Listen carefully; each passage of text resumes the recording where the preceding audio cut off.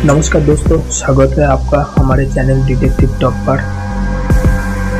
दोस्तों, क्या आपने कभी सोचा है जब आपकी उम्र 18 साल होती है तभी आपको संविधान के तहत मतदान यानी वोट देने का अधिकार क्यों मिलता है?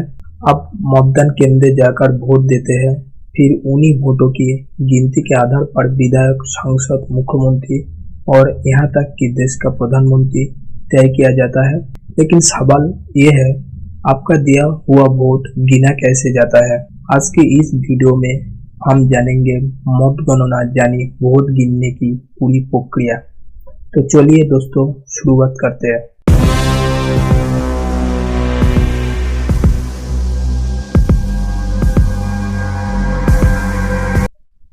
भारत के लगभग हर मतदान केंद्र पर दो तकनीकों का इस्तेमाल होता है, ईवीएम और वीवीपैट। ईवीएम का मतलब है इलेक्ट्रॉनिक वोटिंग मशीन।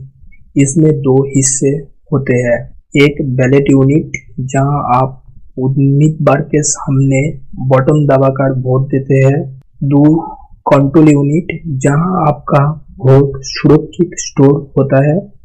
वीवीपैट का मतलब है voter verified paper audit trial. जब आप ईवीएम में वोट डालते हैं तो वीवीपैट मशीन में एक पर्ची निकलती है जो 7 सेकंड तक आपको दिखाई देती है। उस पर्ची पर उम्मीदवार का नाम और चुनाव चिन्ह छपा होता है। ये पर्ची फिर बॉक्स में गिर जाती है ताकि जरूरत पड़ने पर आपकी गिनती की जा सके। अब सवाल उठता है, जब ईवीएम मशीनें कलेक्ट हो जाती है तो वोट गिने कैसे जाते हैं? इसके लिए चुनाव आयोग ने बेहद सख्त सुरक्षा नियम बनाया है। चलिए आपको ले चलते हैं मतगणना के असली अड्डे पर, जिसे कहते हैं कंट्रोल रूम।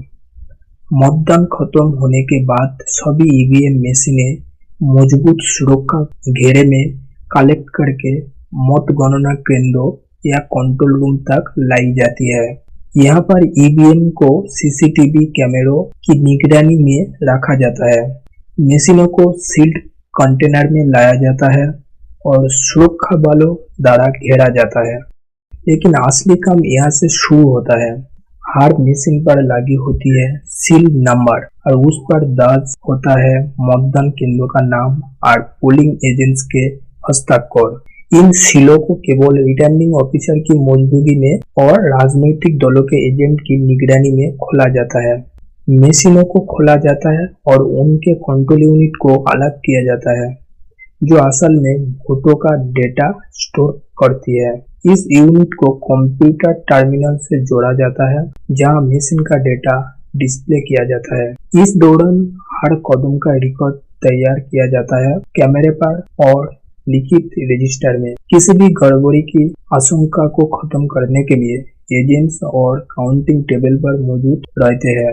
हर मशीन को आंसर करते समय एक मॉक पोल रिपोर्ट देखी जाती है, जो चुनाव से पहले की टेस्टिंग होती है और फिर असली डेटा निकाला जाता है। वोटों की गिनती के दौरान मशीन से जुड़े रिजल्ट बटन दबाया जाता है और स्क्रीन पर हर उम्मीदवार को मिले कुल वोट एक साथ दिखाया जाता है। हर विधानसभा क्षेत्र के लिए अलग अलग काउंटिंग रूम्स बनते हैं और हर कैमरे पर सख्त सुरक्षा होती है। ध्यान रहे, इस पूरे समय हर प्रक्रिया को लाइव रिकॉर्ड किया जाता है और रिपोर्ट बनाई जाती है ताकि पारदर्शिता बनी रहे। मतगणना केंद्रों का कंट्रोल रूम यानी लोकतंत्र के फैसलों की असली प्रयोगशाला और हर वोट की गिनती होती है पूरी तरह से कैमरों और जनता की नजर के बीच। तो अगली बार जब आप वोट डालें, याद रखिए आपका वोट मशीन के अंदर नहीं खोता, वो वही सुरक्षित रहता है जब तक उसे गिना ना जाए।